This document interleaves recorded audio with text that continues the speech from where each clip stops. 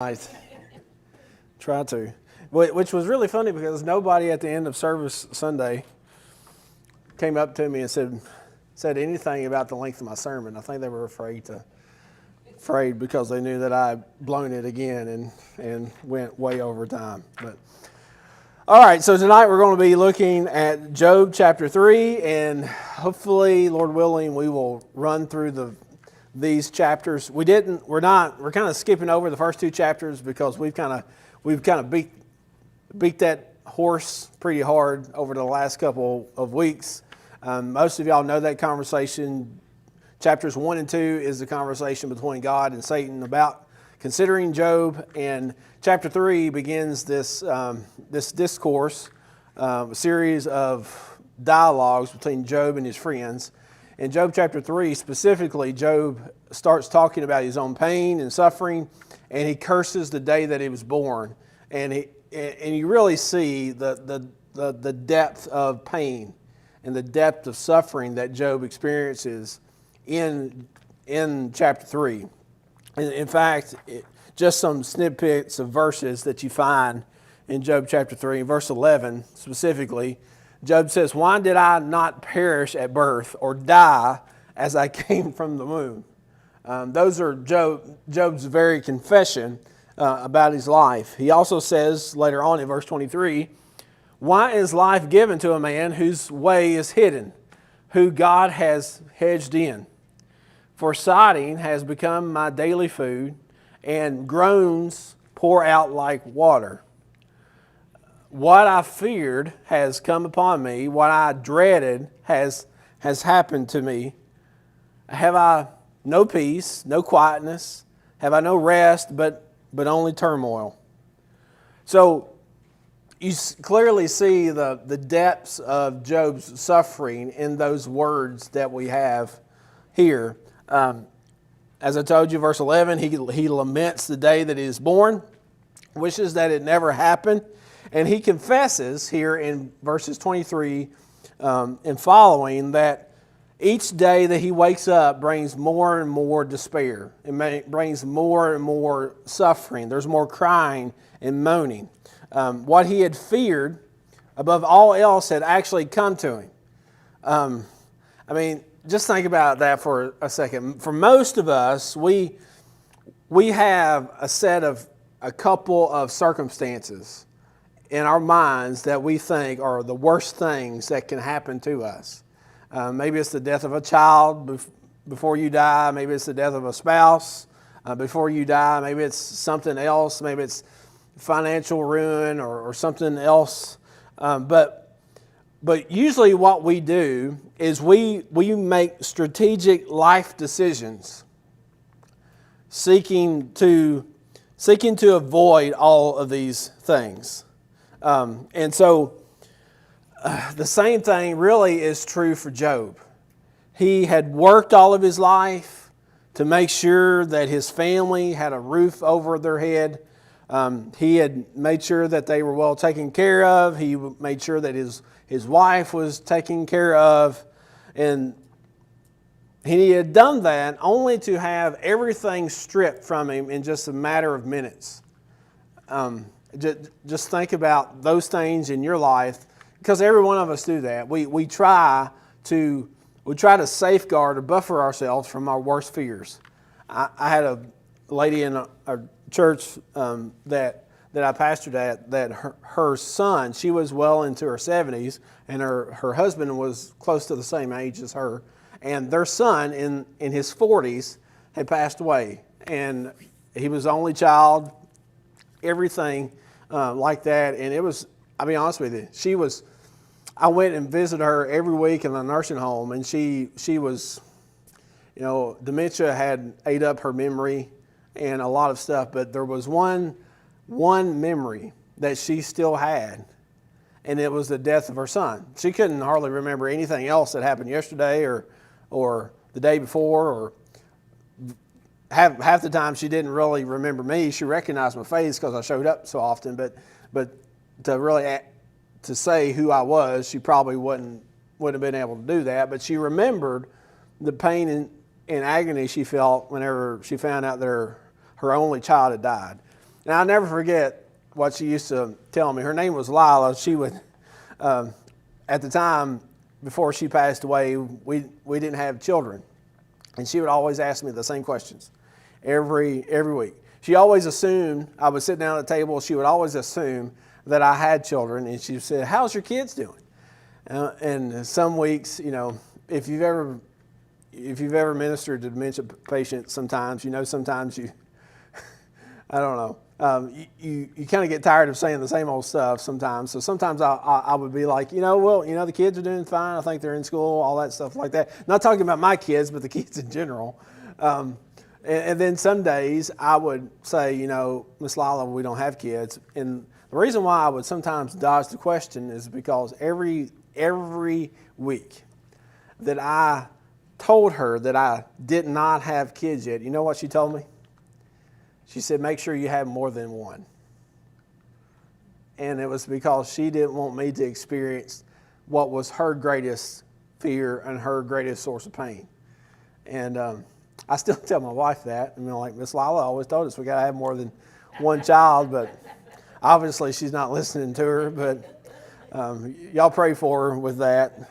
But the same thing was true for Job. He feared losing all of this stuff, and now in chapter 3, the numbness of the loss that he experienced was gone. Nothing could take away the pain, and the comfort that Job was getting from his friends now has become, or is going to become, the source of even greater suffering whenever they start opening their mouths and talking to him. And so looking into the future, all Job saw was relentless suffering. One bad apple after another. And it's hard, it isn't hard to see here why Job preferred not to have been born. God, if this is what I was left to, if this was the lot in life that I had to been deal with, then it would have been better had I not ever been born. But as I told you, chapter 3 is a major transition for the narrative of Job because it begins a series of dialogues, debates that Job has back and forth with his friends that basically goes the rest of the book. It starts in chapter 3, goes all the way to chapter 41, and then chapter 42, which we've looked at laboriously over the last 4 weeks, is the prologue of the book. And so he just goes back and forth with his friends. And Eliphaz is the most long-winded of all of them. He is the one who gives the longest speeches, has the most to say to Job, and sometimes he's the one that, quite frankly, puts his foot in his mouth more than anybody. So, as usual, in chapter 4, after Job laments his life, Eliphaz shows up. He's the first to respond in chapters 4 and 5. He is the most long-winded, but he's also the most gracious to Job because Eliphaz talked more to him than other people. And the idea that Eliphaz had was this. Eliphaz believed that no man was innocent and that suffering was God's judgment for sin.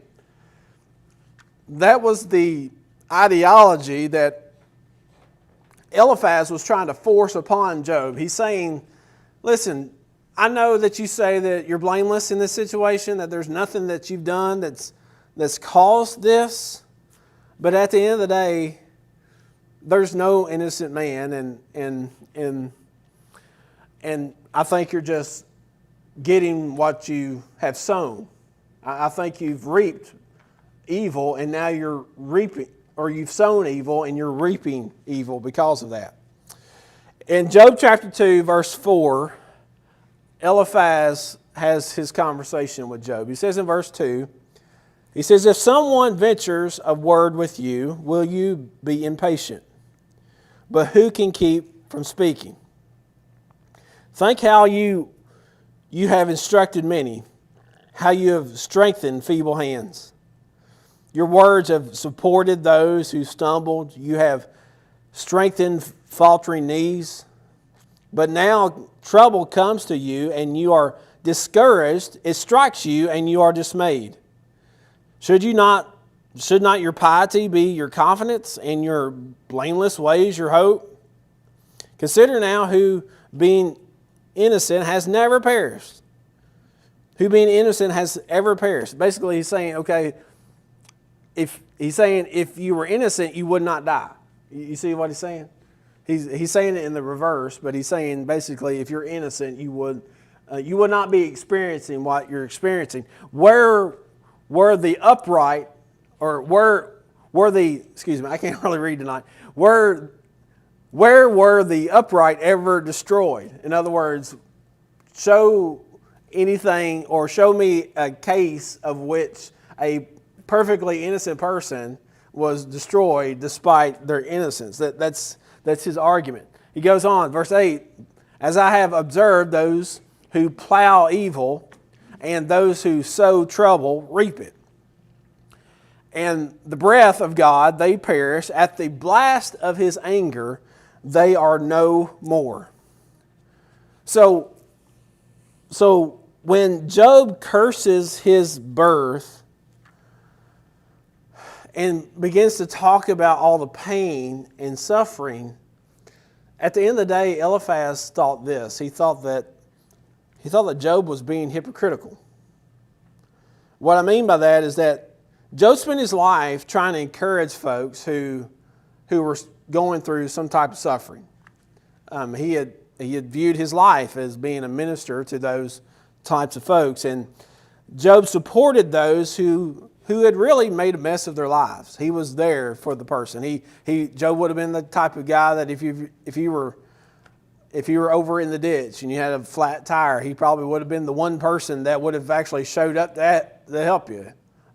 He was a very encouraging individual.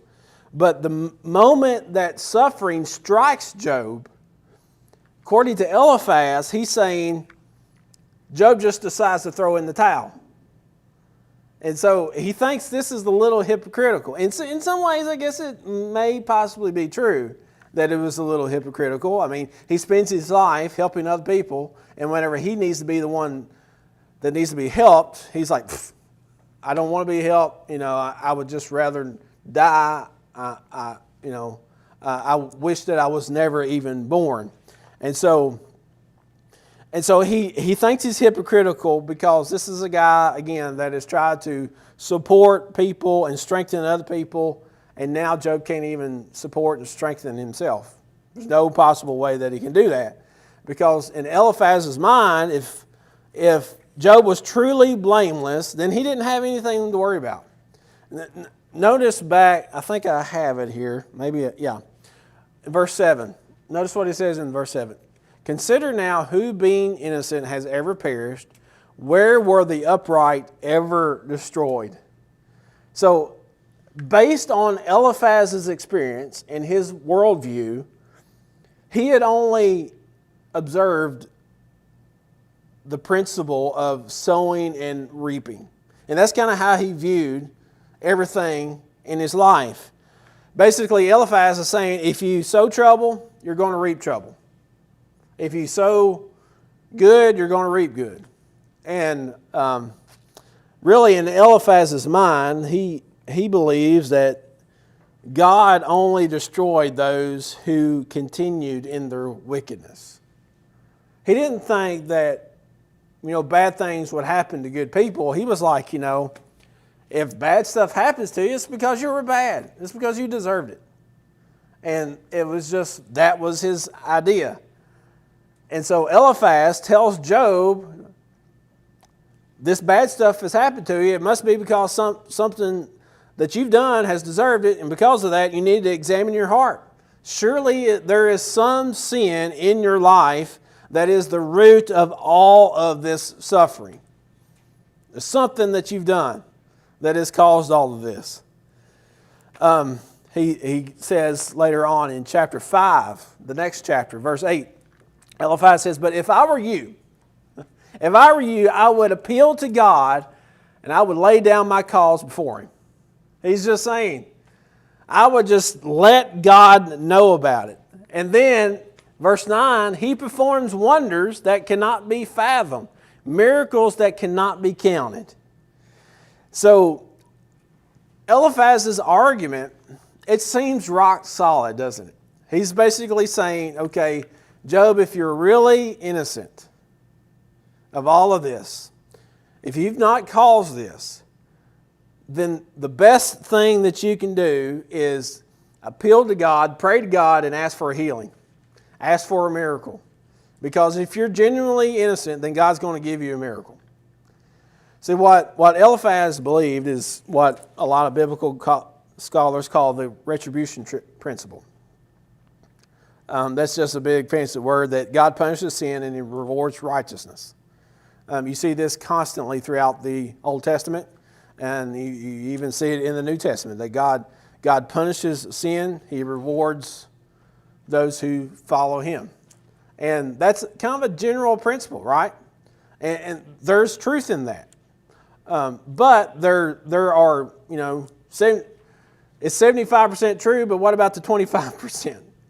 I think the Bible is helping us to see in the 25% of the time when people actually suffer, even though they're innocent, Job helps us to see how we deal with that and how we work through those issues. And so he basically tells Job to pray, maybe God will work a miracle. He says in verse 17, he says, "Blessed is the one who God corrects, so do not despise the discipline of the Almighty. For he wounds, but he also binds up. He injures, but his hand also heals." So this is, now Eliphaz is saying that if Job is really innocent, he should petition to God, pray for help, pray for healing. But he also tells him, he said, maybe the circumstance is this, Job. Maybe God is putting this in your life so that you can be a godlier man. Or, how many times have we ever said that, maybe told somebody, looked them in the eye and said, well, maybe God's putting this before you so that you'll be more like Jesus. Now that's true, right? It's true that our circumstances make us more like Christ in the end. There's definitely truth there. But does that really sometimes help you in the middle of your suffering and pain? Does it? I've had people look at me that way before, and I just like, man, if I wasn't a Christian, I would. You just think ungodly thoughts in those moments because it sounds good coming out of your mouth, but whenever it's coming into your ears, it doesn't sound the greatest ever. And so he's basically telling Job he should lament his condition.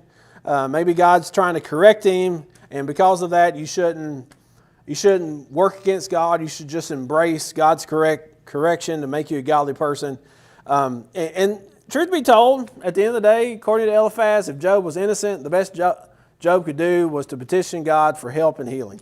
I think I already told you that. Maybe you've already got it there. But, and so that's what he was saying. But the next thing I want you to catch is Eliphaz was right on some things. He was wrong on some other things. It's true that God, if you reap good, or if you sow good, you'll reap good. If you sow bad, you'll reap bad. That's kind of a general principle. If you get trapped up with alcohol, eventually it's going to catch up with you. If you give yourself over to drunkenness, it will catch up with you. If you get caught up in any kind of substance abuse, it'll catch up with you. If you find yourself in a extramarital affair, it will catch up with you, and you'll probably get the frying pan across the head that you deserve. That's a general principle. It is true that God punishes wickedness, but God's judgment comes at the end of the day as He sees fit. You ever notice that? There's some people that, man, they really deserve God's judgment, and it seems like they get off. It's true that you reap what you sow, but that it isn't necessary all the time, because there's a lot of people who reap bad all the time, and it's like they just get farther and farther ahead.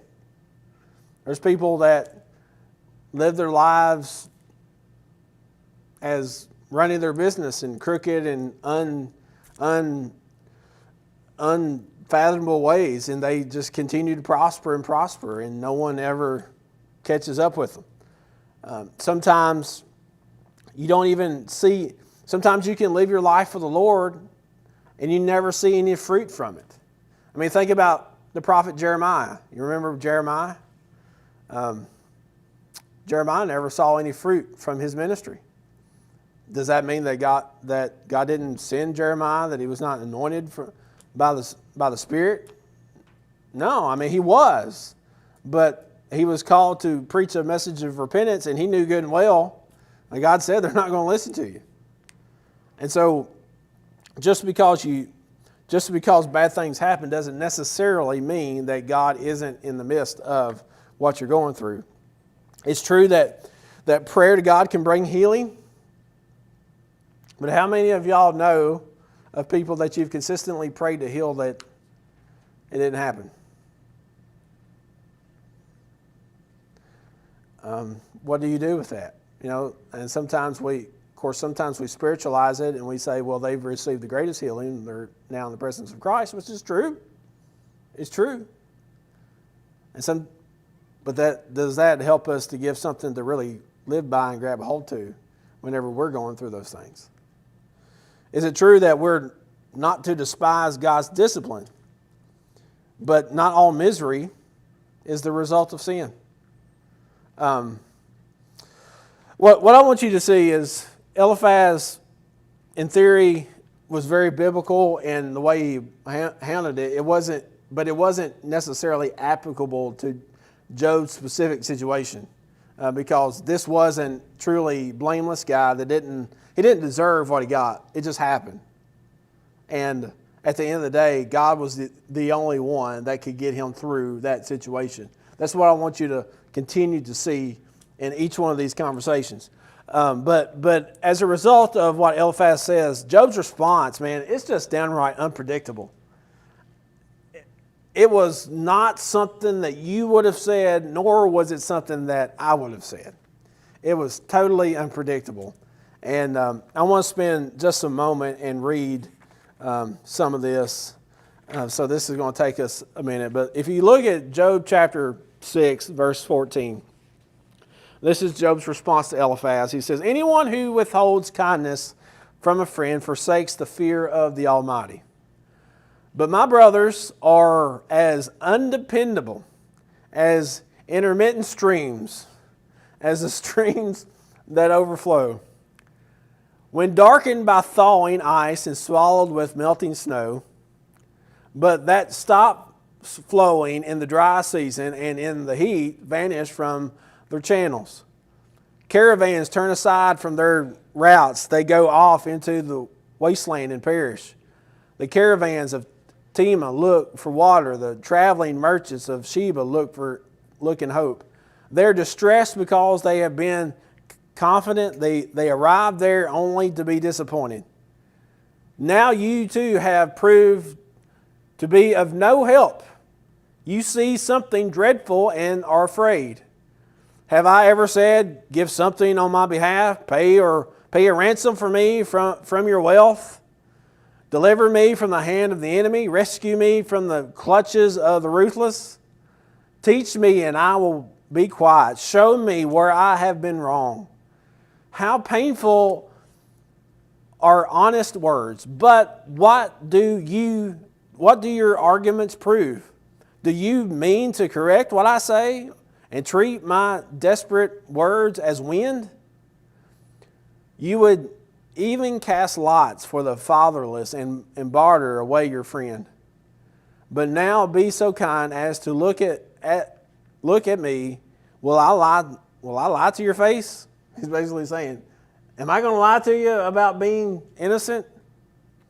Relent. Do not be unjust. Reconsider, for my integrity is at stake. Is there any wickedness on my lips? Can my mouth not discern malice? So you kind of see the argument. Job's kind of putting the argument back in Eliphaz's court. He said, okay, you're telling me there's something that I've done. You tell me what it is. You tell me what it is. And then on top of that, I mean, you could tell, I mean, if you can see the emotions on Job's face, you can see almost the anger in Job's voice here, because he's like, have I ever asked of anything to you? Am I asking you for money to get me out of this situation? Is there anything that I'm demanding of you? I mean, he's just firing it back at Job. I mean, he is really, really upset. And Job, he does it because he felt attacked by Eliphaz. Because, as I told you a couple weeks ago, the one thing that you and I can do to minister to people is not with our words, it's with our presence. When people are suffering, it doesn't matter what you say. I mean, you can look them in the face and sing Kumbaya all day long, but if you're there and you show love and compassion, it will help them. But the minute you start trying to play the blame game and all that stuff, it's just like you're taking salt on their wounds. It's like you're taking sandpaper to their skin. And that's what Eliphaz did with Job. And so it was evidently that they didn't think Job was blameless. They thought that Job deserved what he was getting. But Job makes a statement that strikes his friends to a core in verse 21. Now you two have proved to be of no help. You see something dreadful and are afraid. This right here, I think, is the big tell-all, because what we learn from this whole conversation is not why bad things happen to good people. What we learn here is the mindset behind Eliphaz. Because really, in many ways, Eliphaz is the one who's in the wrong here. And at the end of the day, at the heart of Eliphaz's argument was he desired to find a cause of Job's suffering. That's what he wanted. He wanted to figure this thing out. He wanted to put some kind of theory together. He wanted to know what is the theological understanding as to why Job is going through this. He wanted to build a case that this kind of suffering only happens to those kind of people. How many times do you ever put that garbage in your head? I do it all the time. That type of stuff only happens to those kind of people. And not people like Job. Job's a good person. Job's a blameless guy. Because here's really the big issue for Eliphaz. If something this bad can happen to Job, then in Eliphaz's mind, it could happen to him as well. That is why Eliphaz says what he says. He thinks, okay, Job, there's got to be something that you've done here. Because in the back of Eliphaz's mind there's got to be something there, because last time I checked, Job's a pretty nice guy. In fact, he's probably even better than I am. And if that's the case, then what's going to happen to me? What am I going to be faced with? And if we're honest, many of us, we have the same arguments that we say in our minds. We're maybe not as brave as Eliphaz to actually say them, but we think the same thing. We build arguments, rational arguments that we think are based on biblical reasoning, and much of it is based upon biblical reasoning, but it's mainly motivated by fear. And we fear, and we try to rationalize that God would never bring that type of suffering to me. If I'm really a child of God, and I think I've told you this before, a seminary professor a couple of years ago made a kind of a startling statement that was, he since then backed down on that statement, but he said that if you really are a believer, you'll never be depressed. And I was like, well, if you live at 2825 Lexington Road in Louisville, Kentucky all of your life, you probably won't be depressed. But for those of us who actually experience life on a daily basis and don't have our head dug in 30 books a day, it's hard. Sometimes life is discouraging. Jesus doesn't exempt you from depression, but Jesus is the cure for depression. He's the one who walks with you through it. And when you come out on the other side, He's still there. Because He's the one who's guided your hand through that entire mess. He is the shepherd. As David says in Psalm 23, He is the shepherd that guides us through the valley of the shadow of death. It's just like He's taking our hand and He's guiding us through those things. And so Job's friends were trying to make that assumption, but it proved to be false. Let's move on here. In verse 4, Job continues on with his argument. He says, the arrows of the Almighty are in me. My spirit drinks their poison. God's terrors are marshaled against me. Verse 8, oh, that I might have my request, that God would grant what I hope for. That God would be willing to crush me, to let loose His hands and cut off my life. Then I would still have this consolation, my joy in unrelenting pain, that I have not denied the words of the Holy One. And so what you see here, you see kind of the human side of Job's faith here. You really start to see it. If you notice back in verse 4 again, back in verse 4, he says, the arrows of the Almighty are in me. My spirit drinks in their poison. God's terrors are marshaled against me. He's basically saying, it's like I'm fighting against God, and if I'm fighting against God, I'm not going to win that fight. You know, it's like fighting a lion in a cage. I mean, you're not going to win it. And he's basically saying, if I'm fighting against God, if I'm trying to struggle against God, I'm not going to win that fight. He's basically saying there is nothing left to take, and if there is any sin to repent of, let it be. But he's basically saying, God, take the breath of my life because that's all I have to give. He's basically saying, God, this life is yours. I'm tired of going through this suffering. And it's like he's just laying down his life and surrendered to God because he's had everything that he knows taken away from him. He's going through all this suffering. He's going through all this pain. And he's like, God, just take the rest of it. You can tell that he's just really at the end of his rope. But look back at verse 10 here. He says, then, this is Job speaking, then I would still have this consolation. He's speaking about the hope that he has in the midst of this. He speaks of this joy in unrelenting pain, that I have not denied the words of the Holy One. So in the middle, he says what he says in verse 4, but then he turns around and it's kind of like he's backing up a little bit. He's saying, God, take whatever you want to take. If you want to take my life, you can take it. But Job is putting together what is sustaining him through all of this stuff. And really what it is even though Job is at the end of his rope, his back is against the wall, God is showing him he's experiencing joy in the midst of his unrelenting pain.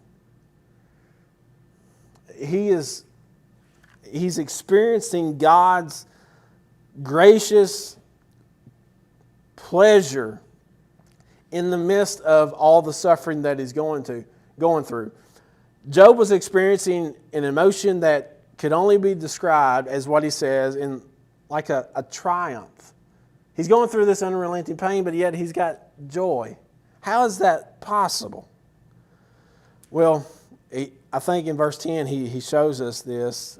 He helps us to see Job was joyful because regardless of his condition, he knew he was triumphant.